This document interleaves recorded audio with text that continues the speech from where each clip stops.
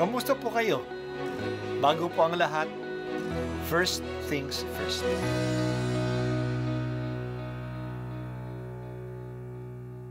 Good morning po. Sinisimulan po natin ngayon ang first things first. At dito po, tinatalakay natin sa unang bahagi ng umaga natin ay ang first readings na binabasa po sa banal na misa. Ito pong tinatalakay natin kasi madalas po kasi marami na tayong alam tungkol sa gospel readings. Pero konti po ang nagsasalita sa first readings. Pero ang first readings, bahagi din po yan ng Biblia, ng banal na kasulatan. Kaya susubaybayan po natin ang mga first readings. Basahin po natin at kuminsan kailangan ng basahin ng 2 o 3 beses bago maintindihan kasi hindi po tayo familiar sa mga istorya at sa mga kaisipan na tinatalakay dito. Ang pagbasa mula sa unang sulat ni Apostol San Juan. Minamahal kong mga kapatid, sino ang makapagtatagumpay laban sa sanlibutan? Ang sumasampalatayang si Jesus ang anak ng Diyos. Si Jesucristo ang naparito sa sanlibutan, bininyagan sa tubig at nagbubo ng kaniyang dugo sa kaniyang kamatayan. Hindi lamang bininyagan sa tubig, kundi nagbubo pa ng kaniyang dugo. Ang Espiritu ang nagpapatotoo tungkol dito, sapagkat ang Espiritu ay katotohanan. Tatlo ang nagpapatotoo, ang Espiritu, ang tubig at ang dugo, at nagkakaisa ang tatlong ito. Tinatanggap natin ang patotoo ng tao, ngunit lalong matibay ang patotoo ng Diyos. At iyon ang patotoo ng Diyos tungkol sa kaniyang anak. Ang sino mang nananalig sa anak ng Diyos ay naniniwala sa patotoong ito.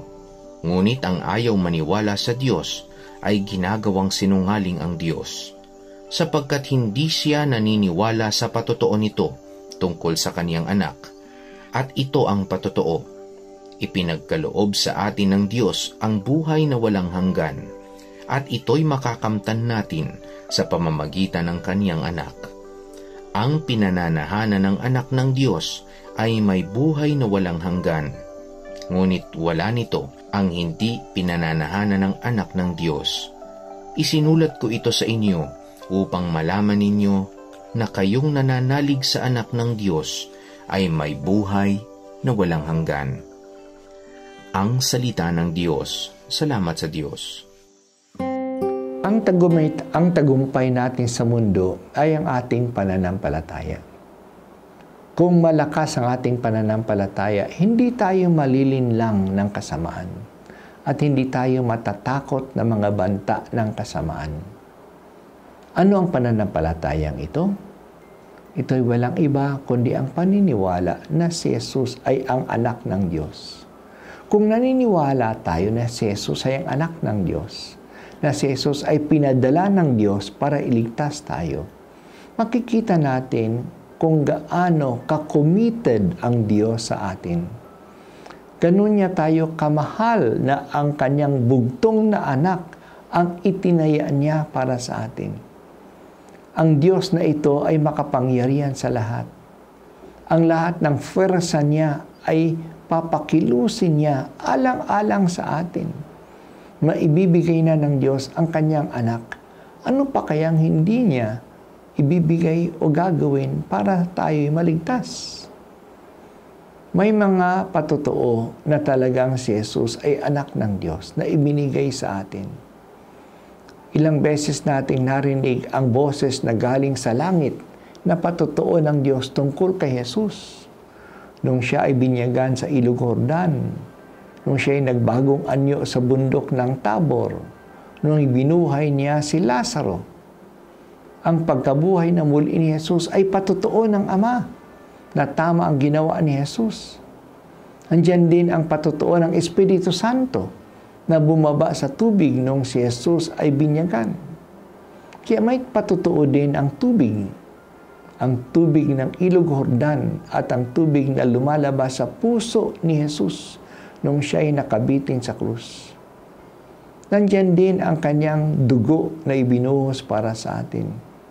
ang tubig at dugo mula sa tagiliran ni Jesus ay patotoo ng pag-aalay ni Jesus para sa atin hanggang sa wakas. Kaya kung pruweba lang ang hahanapin natin, nandyan ang mga ito upang maniwala tayo kay Jesus na siya ay padala ng Ama at nabuo ang pagmamahal niya sa atin. Kung naniniwala ang mga tao sa patotoo ni Juan Bautista, mas lalo dapat silang maniwala sa patotoo ng Diyos sa pamamagitan ng Espiritu, ng tubig at ng dugo. Si Jesus ay dumating at nag-alay ng kanyang buhay, hindi lang upang hindi tayo magkasakit o makahanap tayo ng trabaho o pumasa tayo sa exam o bumalik ang ating anak o asawa. Madalas ito ang mga laman ng ating panalangin. Ang mga ito'y hinihingi natin sa Diyos. Tandaan natin na si Jesus ay dumating at inialay ang kanyang buhay upang tayo'y magkaroon ng buhay na walang hanggan. Hinahanap ba natin ito? Ipinagdarasal ba natin na magkaroon tayo ng buhay na walang hanggan? Huwag sana lang natin tingnan ang pangangailangan natin sa mundong ito. Kahit nga ito'y mahalaga, may isang higit pang mahalaga na pagtuunan natin ng pansin, ang buhay na walang hanggan. Nang buong buhay natin ay magtatapos ng maayos at masaya at walang hanggang kasiyahan. Makukuha natin ang buhay na walang hanggan sa ating pananalig sa Diyos Anak na pinadala ng Ama.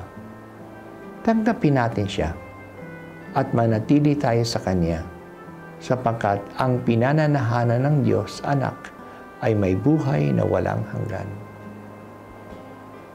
O Diyos, ano bang dapat kong gawin upang ako'y magkaroon ng buhay na walang hanggan?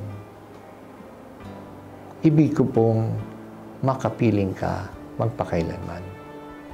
Kinikilala ko po ang iyong layunin para sa aking buhay na tayo'y magsama-sama magpakailanman.